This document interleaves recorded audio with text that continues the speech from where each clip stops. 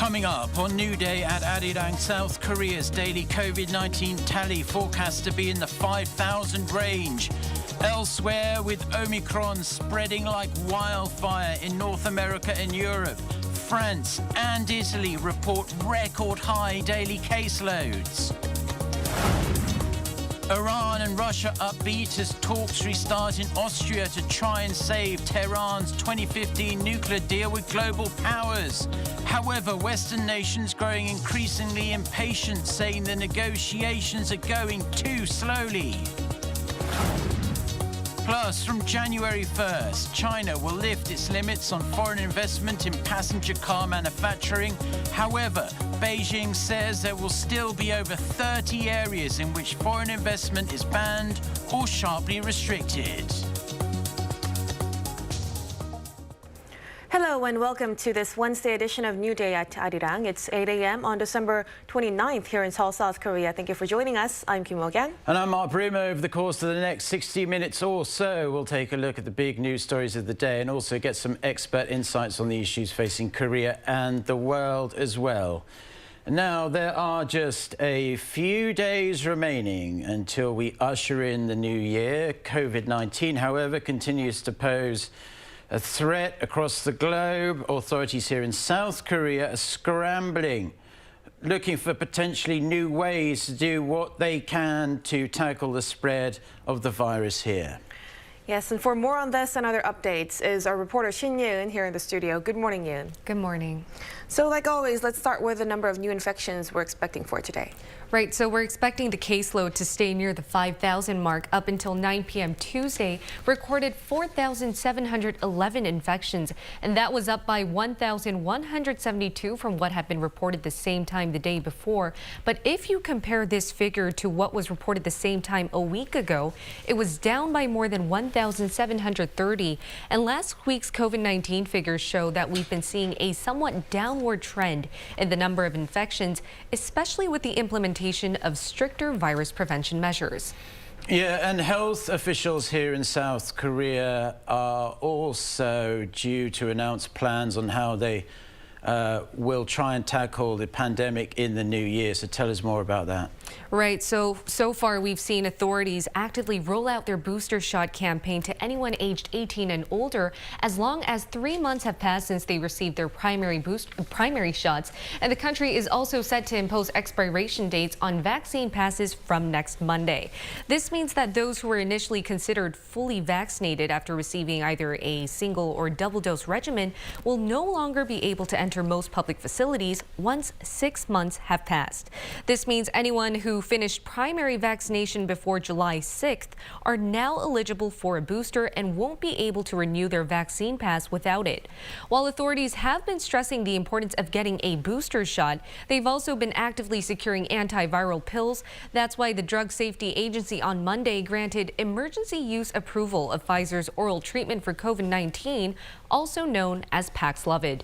Now, supplies of this medication are expected to arrive in the country by mid-January. The Ministry of Drug and Safety recommends this treatment to be used for those at high risk, including children aged 12 and up who weigh more than 40 kilograms. But they do not recommend it for those with severe liver or kidney problems. At a briefing on Tuesday, a KDCA official said authorities would consider prescribing alternative treatments, such as antibody treatments, to those who cannot be treated with oral medications. Another new virus prevention measure authorities are considering is to activate a contact tracing application. The country's top epidemiological investigation analyst explained on Tuesday that the KDCA has already been test running a contact tracing app in the Seoul and Gyeonggi area and is investigating whether this app could be used nationwide. Last year, a private company invented this GPS-based app where users could check whether they crossed paths with a person who had contracted COVID-19, and if so, they would then receive a notification to go get tested. Research on implementing the app on a nationwide scale will be conducted until March of 2022. All right, yeah. Now let's turn to the situation elsewhere.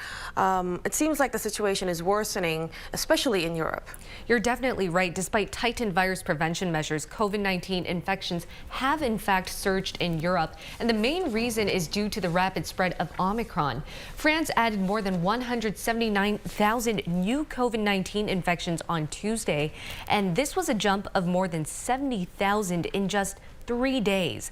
The UK has also seen a record high daily tally at over 129,000, and 90% of all of its cases have been caused by the Omicron variant.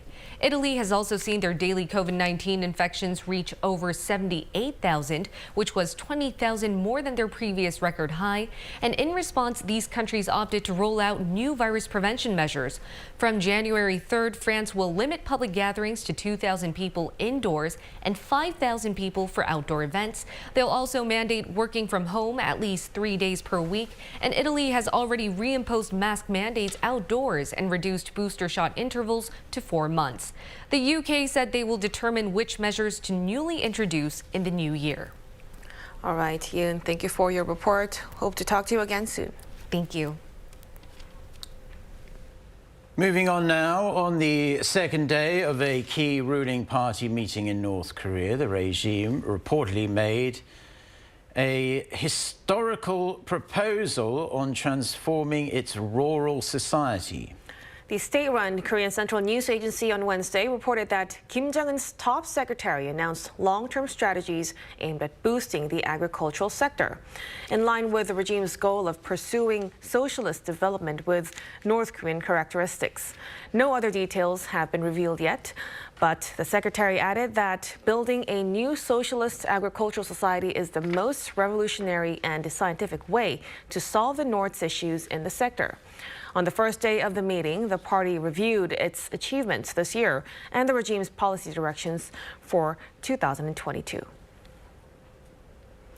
South Korea is demanding the immediate retraction of Japan's efforts to list a former mine linked to wartime forced labor as a UNESCO World Heritage Site. Tokyo has reportedly been pushing to register Sado mine, where more than 1,000 Koreans were forced into treacherous working conditions during Japan's colonial rule. Seoul's foreign ministry said it found such efforts deeply deplorable. It added South Korea will respond firmly with the international community to prevent the mine being designated as a World Heritage Site. The ministry also summoned an official from the Japanese embassy in Seoul to lodge an official complaint.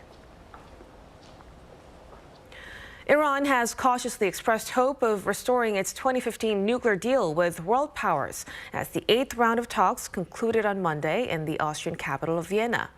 The Iranian foreign minister told reporters Tuesday that the talks are headed in a good direction and an accord was possible if other parties showed good faith. A Russian negotiator also tweeted indisputable progress was made, with Western powers echoing the sentiment. In 2018, the U.S. pulled out of the original deal, which lifted sanctions against Tehran in exchange for restricting nuclear activities and reimposed sanctions. Iran later breached those restrictions. Now, starting January 1st, China will fully open its automobile market to the world, allowing for further foreign investment into the country. According to China's Ministry of Commerce and National Development and Reform Commission, the measure removes the 50% joint venture cap for foreign car makers. Currently, foreign auto giants such as BMW, Toyota, Honda, and Nissan all have 50-50 joint ventures in China. Beijing's move makes good on a 2018 promise that China would open up its automotive sector to the world in phases. Now it's time for On Point, where we speak to experts to delve deeper into the biggest news stories in the spotlight right now. Faced with a global pandemic, on and off again, antivirus restrictions, an unprecedented global supply chain crisis, and the Federal Reserve's decision to speed up tapering, South Korea's financial markets had a rather unremarkable 2021. As we head into next year, the exponential spread of the Omicron variant of COVID-19 is adding to this looming sense of unease and uncertainty. That said, there are some analysts out there who are reasonably confident that South Korea's financial markets will recover at a quicker pace in 2022, especially once these jitters over Omicron subside. South Korea's chip, auto, and battery stocks were among the top performers in 2021, and brokerages expect more of the same next year, citing solid growth momentum in those sectors. For more, we connect to Stephen Borwick, a writer, journalist, and broadcaster based in Seoul. Good morning, Stephen. Good morning.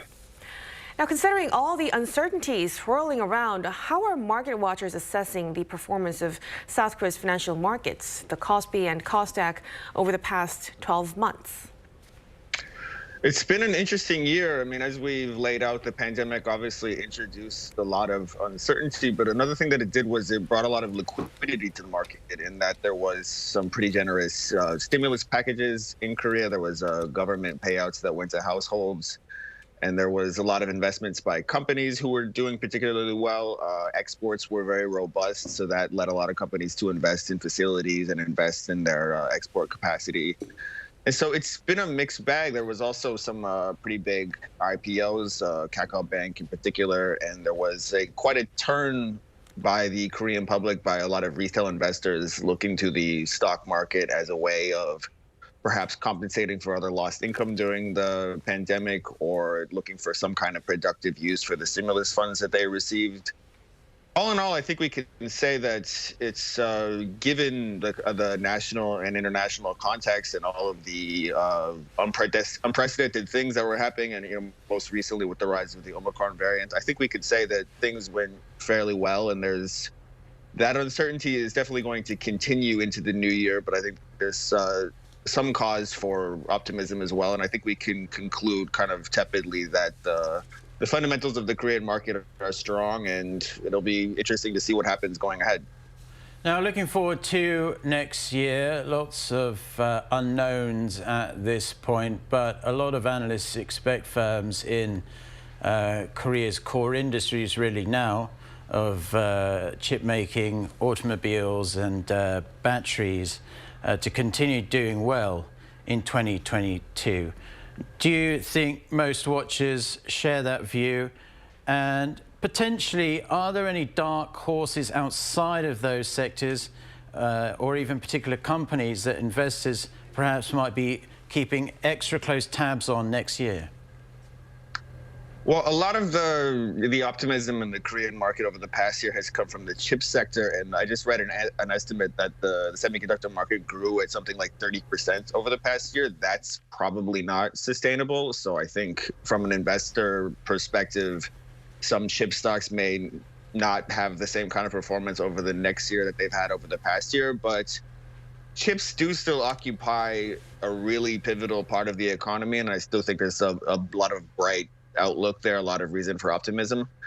At the same time, one thing that I think is quite interesting is that a lot of Korean companies are in the batteries, as you mentioned, the battery sector, the biohealth sector, and a number of others are really undergoing right now some quite intensive investments in technology and investments in doing things in new and more eco-friendly and more efficient ways. So I think it's to some extent it's an exciting time in the Korean market in that you have a lot of the older and more established companies like Hyundai Motor, for example, who are really investing in looking ahead and looking to have some new products and some more technology intensive things. And so I think there's reason for excitement and optimism there, and particularly as the market has calmed over the past quarter or so in a lot of the key sectors, the one sector that has continued to show some upward momentum is biohealth. And given the pandemic and given the demand for for innovation in this sector, I think that's one area that investors will look to as a source of continued optimism. Now, Stephen, let's turn to IPOs. There's little doubt 2021 was a remarkable year for IPOs here in South Korea. Well, the market for initial public offerings was on fire, with about $10 billion raised in the third quarter alone, thanks largely to the success of Kakao Bank's blockbuster debut. For our international viewers, can you explain why retail investors in South Korea have such an insatiable thirst for IPOs? Well, I think part of it is tied to the government stimulus that we discussed earlier. A lot of people having some of these kind of lump sum payments of cash that were, not a part of a continuous income. There were these one-time payouts, and I think it was natural that people would try to look for ways to make that money make money and turn it into a source of income. Also, there's just, if you look at the Korean employment market, there's just there's a smallish number of companies that hire for big permanent jobs, and people are looking for other ways of making money. We've seen explosions in the real estate market, and I think the boom in real estate investors retail investors is part of that. It's people looking for ways to provide for themselves amid a rising cost of living. There were a lot of people who were of an kind of entrepreneurial mindset, who ran small businesses, who ran into a lot of problems with the social distancing measures implemented by the government throughout the pandemic. People were unable to do business and unable to operate as normal. So there's a real appetite for money-making opportunities that don't require traditional employment. So I think we can tie the boom in retail investment to that. Yeah, it seems this year there was a little bit of a shift in so much that investors were a little bit more discerning about what IPOs they wanted to jump into. So it isn't just flooding into every single one that comes out. But finally, the Kospi has been ranging between around 2,900 to around 3,300 over the course of the year. So not really that interesting, relatively tight range. But some analysts forecast there'll be some slight upward momentum next year. Do you think that the Kospi could break out of this range in an upward direction, or do you think we're just going to see more of the same? I'm not going to put a number on it because I'm not really in the prediction business so much, but I would just flag a few ongoing developments that I think are interesting. There's the Korean government, with an election coming up and with having allocated a lot of money to stimulus spending, that's going to tail off in the next several months. So I'm curious to see just to what extent the economy is able to remain above water without that kind of generous government support. There's some inflationary pressure, as we've talked about, and the memory chip and the equity market look like they're poised to undergo some downturns, perhaps not super drastic downturns, but they're unlikely to have the kind of performances they've had over the past 12 months. Again, one thing I think that we ought to look to is, as companies invest in new products and invest in more technology intensive ways of doing things, I hope to see that there will be some of these more established companies having new products and new things that can boost investor optimism, while also creating things that can help us, maybe address these very serious challenges of the pandemic and climate change. So the biohealth sector is another one. I hope to see some new and exciting stuff that will boost the market and also create some useful products. All right, Stephen, as always, thank you so much. It's always great to speak to you. Happy New Year, and we'll see you again in 2022. Thanks a lot. Happy New Year.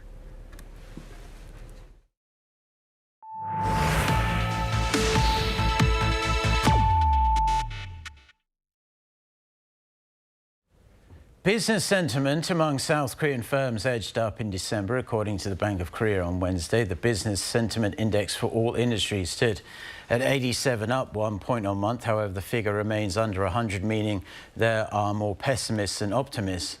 This comes as tougher quarantine measures slowed non-manufacturing the sector there, but brisk exports helped the manufacturers. By sector, BSI among manufacturers rose 5 points on month to 95.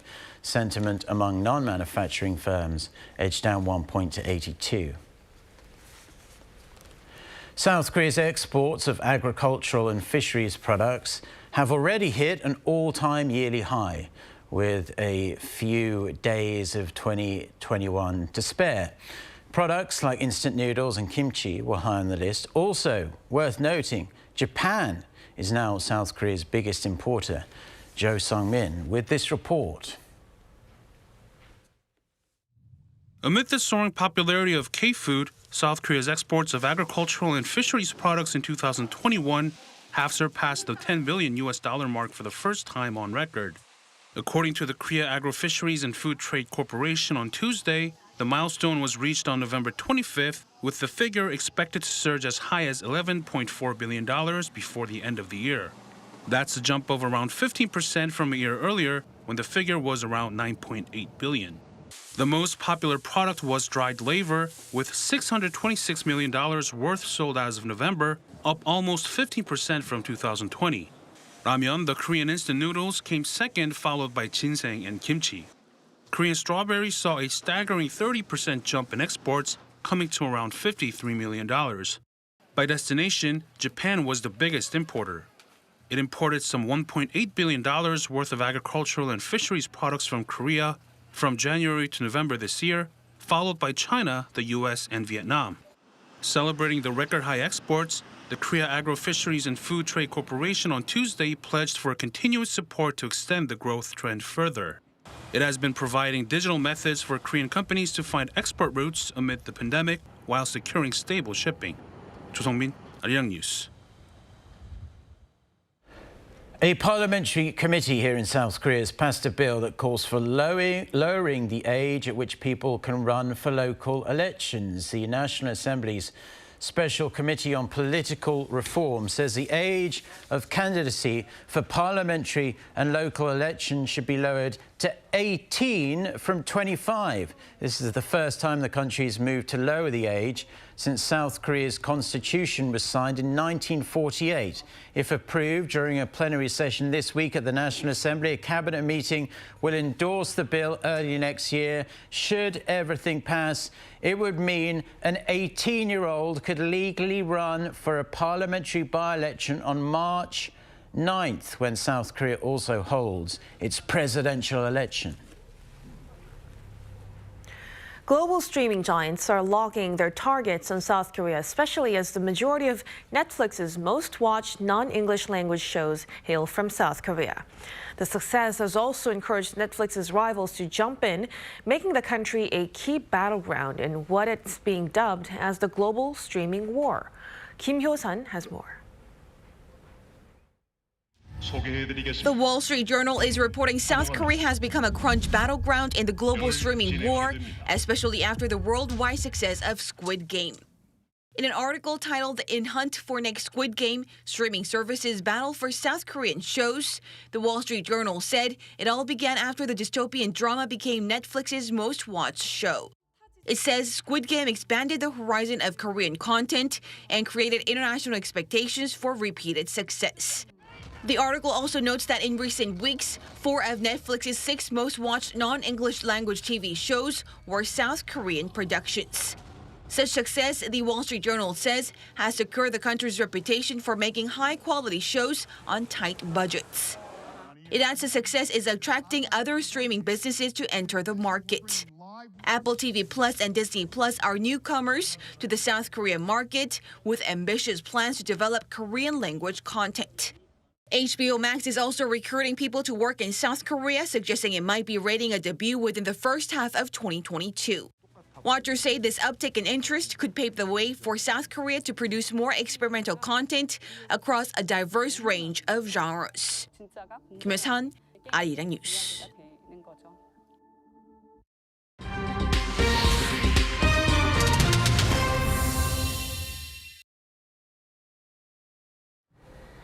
And now we cross over to our Oh Soo-young for global insight and an in-depth look at important developments in world affairs. Thanks very much, Morgan. It's time for Global Insight, where we speak to experts from around the world to hear their views on issues making headlines.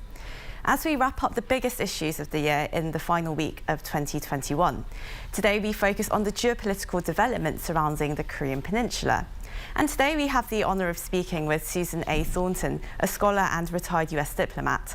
With almost 30 years of experience in the Foreign Service, Susan A. Thornton was an acting Assistant Secretary for East Asian and Pacific Affairs at the Department of State in the United States, and she led East Asia policymaking for the US government. She's currently a Senior Fellow at the Paul Tsai China Center at Yale University Law School. She's also the Director of the Asia Pacific Security Forum at the National Committee on American Foreign Policy and a non-resident Senior Fellow at the Brookings Institution. Very warm welcome to you. Thank you very much for joining us this morning. Good to see you, Soo-Young. Thank you. And well, this month happens to mark the 10th year that North Korean leader Kim Jong-un rose to power after his father died in 2011. And when the younger Kim, when he first took power in December of 2011, many hoped that he'd take North Korea in a new direction. And in fact, the Obama administration tried to engage with the regime and sent an envoy, Mr. Glyn Davis, for engagement. But despite having agreed on the Leap Day deal, Kim Jong-un decided to launch a satellite in violation of UN resolutions. And after that, it was history. There were more missile tests, 4 nuclear tests launched over the last 10 years. Well, what did you make of the last 10 years of Kim Jong-un? And do you think he was genuine about wanting to denuclearize during his summit with former President Trump?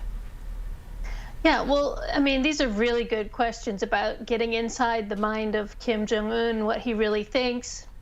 There's a great debate, of course, among experts on the Korean Peninsula about whether or not Kim Jong-un really intends to denuclearize or not.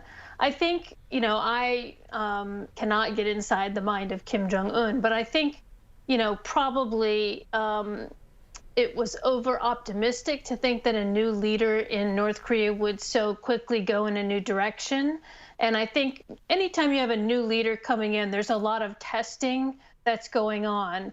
Of course, a new leader has to prove their mettle most, you know, prominently inside North Korea itself. So he has to take care of domestic constituencies, et cetera. And I think that's what we were seeing in the first, you know, several years of Kim Jong-un's leadership is, you know, he wanted to try to do something maybe different, show that he could lead the country. But I think we saw that he was forced to sort of reckon with internal problems and had to do a lot of testing of the international community. So we saw the missile launch, the space launch, that threw the Leap Day deal into, you know, set it back. And I think we've, you know, sort of been figuring out how to make next steps ever since, really. Well, maybe the new US administration lacks the sort of flair that former President Trump had in his tweets. But despite the Biden administration's invitation to talk anywhere, anytime with the North Korean regime, Pyongyang hasn't taken up the offer. And, well, why do you think this is? Yeah, well, the Biden administration's been in now for almost a year. Of course, that year has coincided with a lot of other challenges. And first and foremost, I think we have to acknowledge that COVID-19 has probably been the main driver behind the sort of stalemate in the North Korean diplomacy that we've seen over the last actually couple of years, because the North Koreans have basically, you know, locked themselves down and have not come out. I mean, we saw photos of Kim Jong-un today at the plenary session of the Central Committee, but, you know, he's really not been much in evidence during the pandemic at all. He looks a lot thinner than he did the last time we saw him. So who knows what's been going on inside North Korea, but it's certainly the case that the borders have been sealed off even to trade, and we haven't heard anything from North Korean officials. Now, there may be other things going on that we don't know about, but it's pretty clear that the North Korean leaders are not going to come out for international engagement until they're fairly confident in being able to fend off the effects of the pandemic, at least. And well, many have been hoping that China would sort of push its neighbour in the right direction. And well, as the competition between the United States and China intensifies in many strategic areas, well, there was hope that maybe North Korea could be an area of cooperation, but it seems that Beijing doesn't really see it that way. It's been continuing to call for the wavering of sanctions at the United Nations Security Council. It's been encouraging engagement there at the same time. How has the lack of compliance to global sanctions by countries like China and the different perspectives from Beijing and Washington really affected the progress of dealing with the North Korean regime? Yeah, I think there's a difference in emphasis always between the United States and China when dealing with North Korea. China's always focused on maintaining stability and providing a lifeline, if you will, to the North Korean people. And that's been sort of a constant priority for them all through the times when we've worked together with China on this issue and when we haven't. So I think you see that coming through. Now, there was a time during the Trump administration where we were very much, I think, in lockstep on the not only passing of new, very stringent sanctions resolutions, but also stepping up enforcement. After the failed Hanoi summit, I think the Chinese probably figured that we were in a period now of extended non-diplomacy, as there hasn't really been anything happening since then. But I think with the lockdown from COVID, what we see there is that the North Korean regime is probably not that sort of affected by the sanctions regime in any case. So even the Chinese trade has been stopped. So things, smuggling is continuing to happen over the border. But I think to sort of say that the sanctions enforcement is the leading cause of why we haven't made progress on this issue for the last couple of years would be probably an exaggeration. Well, the Chinese have been pushing for the resumption of the six-party talks. They enjoyed the four-party talks, but of course these multilateral dialogue opportunities, they fell apart after North Korea walked out and they continue to violate UN resolutions. And well, it's also quite clear that, as you said, Beijing cares more about regime stability than denuclearization or human rights in North Korea. Then what really is the significance of getting the Chinese involved in multilateral talks? And in your opinion, what should multilateral cooperation look like? Yeah, I mean, I'm a person who thinks that we should do whatever works. So I'm not that caught up in what the shape of the table should be or who should be at the table or for how long, et cetera. I think, it's pretty clear that one thing the North Koreans are expert at is dividing and conquering among all of the various parties that are involved in this issue. And I think that's where we talk about multilateral efforts, because we should have everyone on the same page trying to get to the non-proliferation goal that the international community has set vis-a-vis North Korea, and not let the North Koreans divide the other parties. And the other thing I'll just say here is that this is a very hard problem. We've been working on it for 30 years. We've made not very much progress, obviously. And so you're going to need, in order to get progress on this issue, you're going to need all of the leverage, all of the carrots, and all of the sticks that everybody else in the international community has to bring to bear. And we're going to have to figure out how to assemble all of those things together on the same side. And so far, we've also not done a great job of being able to do that. I think the U.S.-China tensions are going to make that more difficult in the future. So I think that's part of the reason why it's difficult to see this as an area of cooperation at the moment. But the North Koreans are the main stumbling block right now. Well, in terms of carrots and sticks, your exchange of letters with Li Nan, the senior fellow at the Chinese Academy of Social Sciences, it received a great amount of attention. And in your exchange of letters, you said that if Kim Jong-un's ultimate concern is regime security or survival, then economic incentives just aren't going to work. Then what do you think the approach should be? Yeah, well, if his main concern is over regime security, then we're going to have to offer him something that can satisfy him on that count. And if I don't think economic sanctions on the country, it's sort of been proven now. We've tried this for 30 years with ever increasing and stringent sanctions regimes, and they impose the most stringent sanction regime on themselves now for the last 2 years under COVID. I think we've shown that that isn't where the regime security key is. So it's going to have to be something that Kim Jong-un lets us know he wants, that would give him security that could replace what he feels he gets from having the nuclear weapons program. And so far, I don't think that we've been able to get far enough along in our discussions to understand exactly what that would be, but it would have to be something related to security guarantees, and other kinds of peace incentives and other kinds of incentives in the security space. Well, of course, North Korea is one of the biggest security threats here in East Asia, and the US has been trying to get its allies together to really cooperate, South Korea and Japan. But of course, our politicians haven't been very cooperative on that front in Seoul and Tokyo. And well, relations between our two countries, South Korea and Japan, they spiraled into a trade war back in 2019, and things really haven't improved since then. And well, recently, South Korea has shown some willingness to improve its relations with Tokyo, but it seems that the sentiment isn't being shared by Japanese officials right now. Well, how vital is the cooperation between Seoul and Tokyo, and what do you think could be the first step to restoring their ties? Well, this is a very tricky problem, and it's unfortunate that we've seen things kind of spiral in the wrong direction in the recent period. Certainly the U.S. administration, the Biden administration, and Secretary of State Tony Blinken has been very involved in trying to facilitate more communication, more cooperation between Seoul and Tokyo.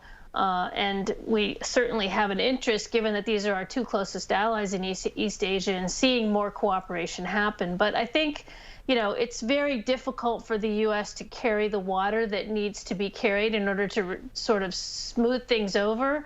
I do think there is a lot of cooperation that goes on sort of practical day-to-day issues among the two in the context of the alliance with the United States. But there's just going to be that sort of fundamental reticence and mistrust there, which I think the U.S. feels is an inhibitor.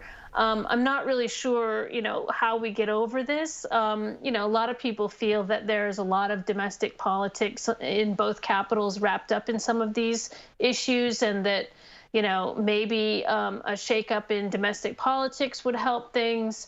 Other people say we need to just shelve these history issues and get on with day-to-day practical issues until, they can be broached at some time when it's less fraught. So I think we'll just have to see. But in the meantime, I do think that cooperation is continuing to be possible, and there are a lot of consultations going on the North Korean issues.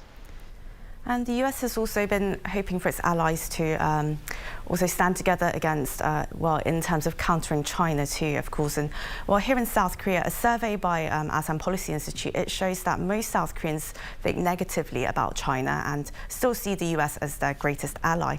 However, the current administration has been generally wary of angering Beijing, and it's preferred not to get deeply involved in Quad or Quad Plus initiatives in the Indo-Pacific.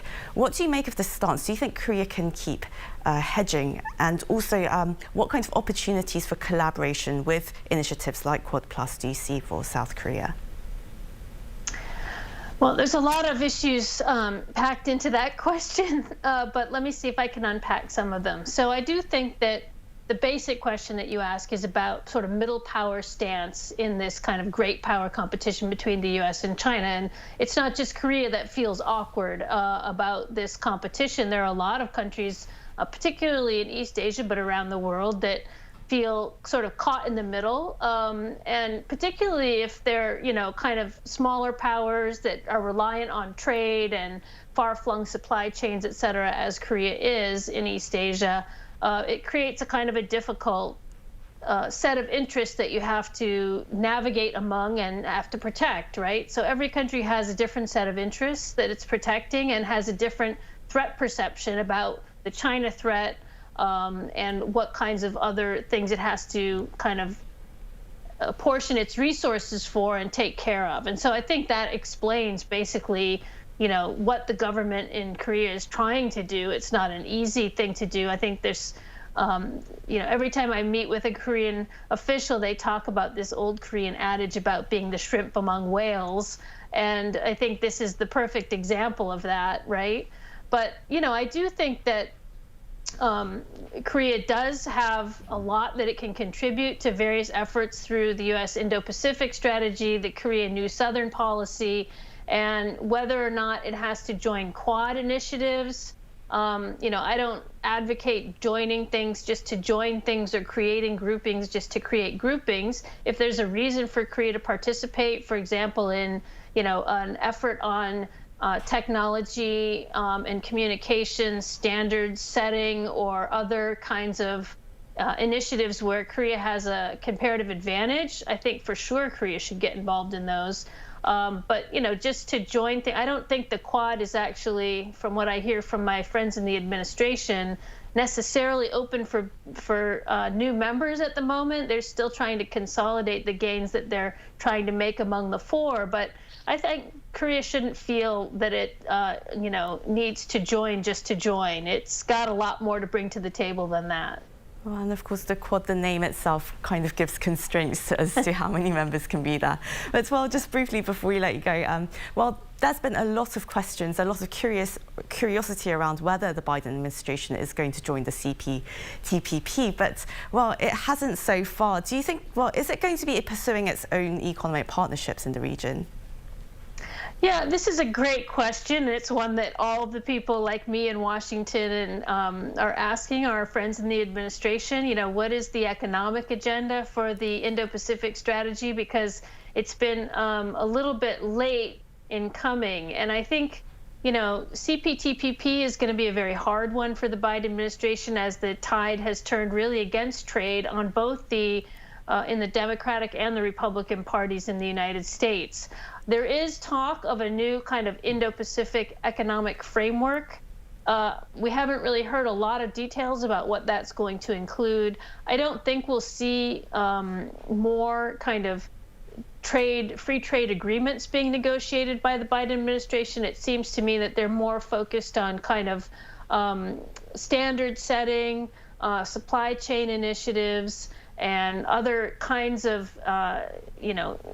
new technology initiatives for their economic framework. But we haven't really seen the details yet, so we'll have to wait and see. But I don't think CPTPP is in the cards. I think we're all waiting to see if Korea is going to apply to join CPTPP. Well, thank you very much for making time for us today, and we wish you a very happy New Year. Happy New Year to you. Thanks.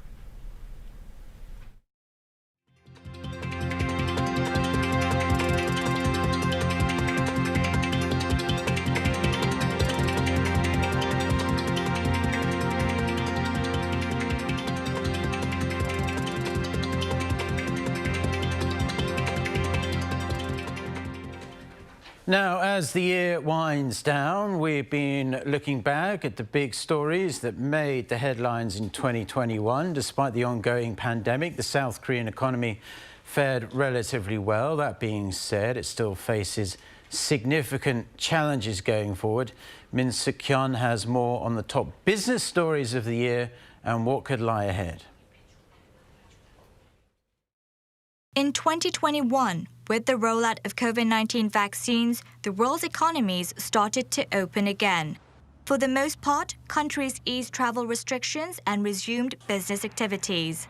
But the reopening of economies left one major challenge in its wake: global supply chain disruptions. While demand increased, pandemic-related disruptions continued to affect production, thereby leading to supply shortages. On the sidelines of the G20 summit this year, world leaders agreed to collectively address the crisis. Ending the pandemic is the ultimate key to unlocking the disruptions we're all contending with. But we have to take action now, together with our partners in the private sector, to reduce the backlogs that we're facing. The supply chain glitches have pushed up costs of key commodities, and consumers are feeling the pinch from higher prices. Because grocery shopping is so expensive, I'm trying to buy items that are cheaper. Compared to last year, prices have risen so much. I refuel my car once a week, and I feel it costs about 50,000 won more than last year. Consumer prices in January rose by only 0.6% on year. Now, latest data shows that consumer prices in November surged 3.7%, marking the biggest on-year jump in almost a decade. Inflationary pressures are not only building up in South Korea, but also in other parts of the world. Last month, U.S. consumer prices jumped by a staggering 6.8% from a year earlier, the highest in 39 years. Across the Eurozone, annual inflation surged to a record 4.9% in November, fueled by soaring energy prices. Experts say the supply chain challenges and inflationary pressures could last longer with the devastating blows from COVID-19 variants. Looking back, major economy indicators in South Korea have remained remarkably strong. South Korea's exports have risen for 13 months in a row, and in November, exports topped $60 billion for the first time. This year's trade volume also reached $1 trillion in just 299 days, the fastest ever. President Moon Jae-in touted the country's performance, saying this year will be recorded as the year of trade. 우리 경제사에서 2021년은 무역의 해로 기록될 것입니다. 우리는 한 계단 더 뛰어올라 세계 8위의 무역 강국으로 발돋움했습니다. Not to mention, in January, South Korea's benchmark Kospi broke above 3,000 for the first time on the back of hopes for an economic recovery. Employment figures have also been rising since March, and so far they've been growing for 9 consecutive months. Going forward, the Finance Ministry expects South Korea's economy to grow 3.1% in 2022, following strong exports and a rebound in domestic demand. Private spending is projected to increase 3.8%, while exports are predicted to jump 2% to a record high of $656 billion. Min Suk-hyun, Arirang News. South Korea's space industry also had a 2021 to remember. The launch of Nuri, South Korea's wholly domestically developed rocket, signaling the beginning of the country's first independent space program. Our Kim Do-yeon has more on the sector and what's in store for next year. 2021 was a big year for South Korea's space program.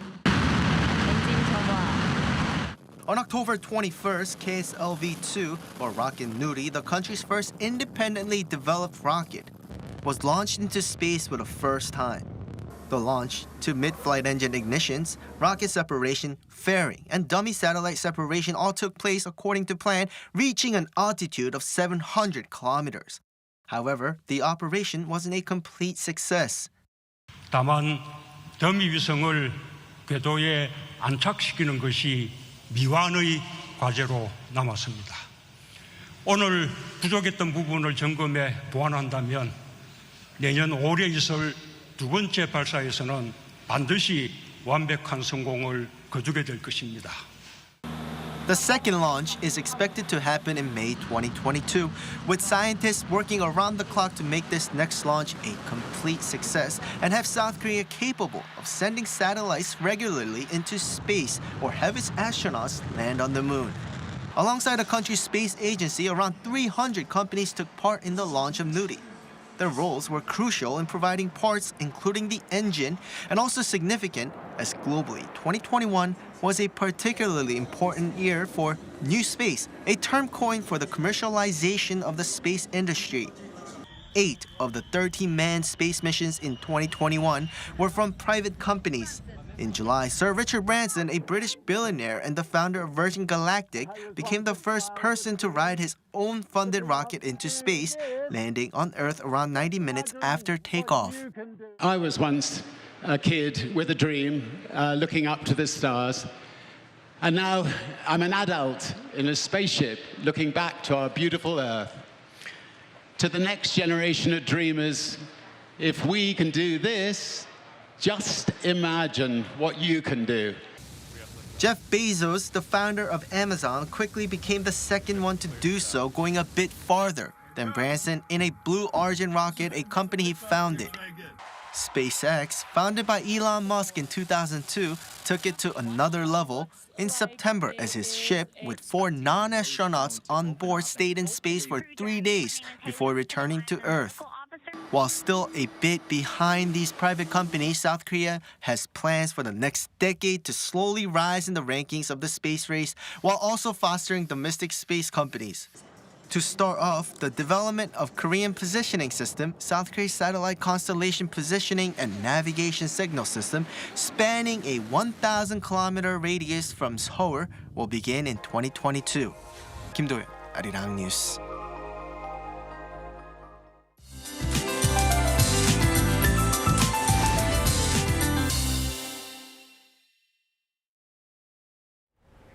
Good morning. Snow clouds that dropped flurries in the capital have moved in an easterly direction to Gangwon-do province. And through tonight, east of Gyeonggi-do and Gangwon-do could see up to 3 centimeters of snowfall. The rest of central areas could see less than 1 centimeter. And it's very unlikely snow will affect road conditions for most central areas, as freezing temperatures will take a break today, hovering way above these season norms. But it's that unwelcome dust that will be dominating much of Korea. We will be seeing high levels of dust for most of the day, except east of Gangwon-do province, where a dry advisory is in place. Morning temperatures are 4 to 5 degrees Celsius higher than the same time yesterday. Chuncheon is beginning the day at -4 degrees Celsius. Daytime highs will be 3 to 4 degrees higher than norms this afternoon.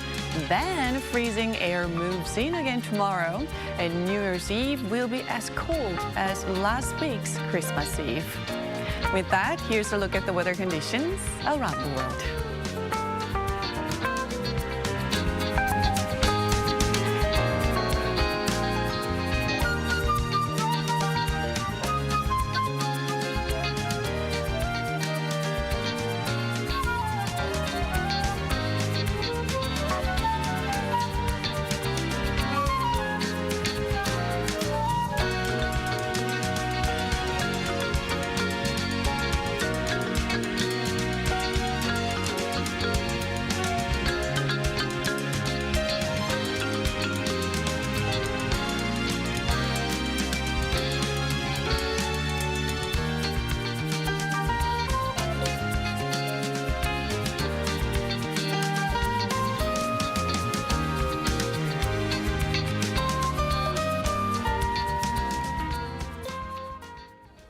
And that's all we have for now, but we'll be back at 8 a.m. Korea time on Thursday for our next edition of New Day at Arirang. I'm Kim Mo-gyan. And I'm Mark Broom. Thank you, as always, for watching. Until next time, goodbye.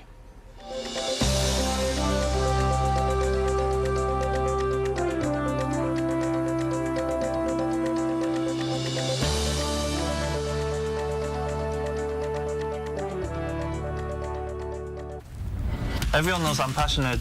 Know why? Look at how passionate Koreans are. And you know I'm fast. Don't blink. Koreans move fast too. I'm creative on the pitch. People say I'm smart. Just look how smart Korea is. I aim to be spectacular for the fans. Why am I so fun? Is it because Korea is so much fun? Visit Korea and find out for yourself. See you there. This is my Korea. What's yours?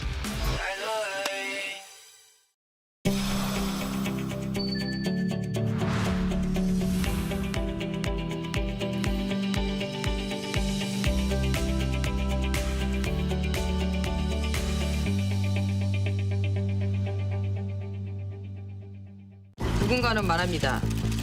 제가 기적을 이뤄냈다고. 하지만 기적을 이룬 건 바로 대한민국이었습니다. 세계 속에 빛나고 있는 한류의 기적. 대한민국을 빛낸 한 표의 기적까지. 한 표의 기적이요? 세계 어디서나 함께 만들어가는 대한민국의 기적. 바로 재외선거 신고 신청입니다. 한 표의 기적. 제20대 대통령 재외선거 신고 신청으로 시작됩니다. 중앙선거관리위원회.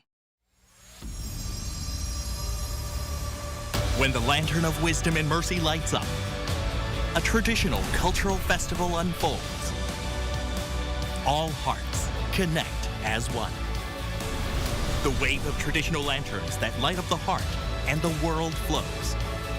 Joy overflows as people experience events, performances where people come together in harmony. When flowers fall like rain on the world, illuminated with wisdom and mercy, we all become one. And happiness flows as we hold each other's hands. Welcome to Lotus Lantern Festival, Seoul, Korea.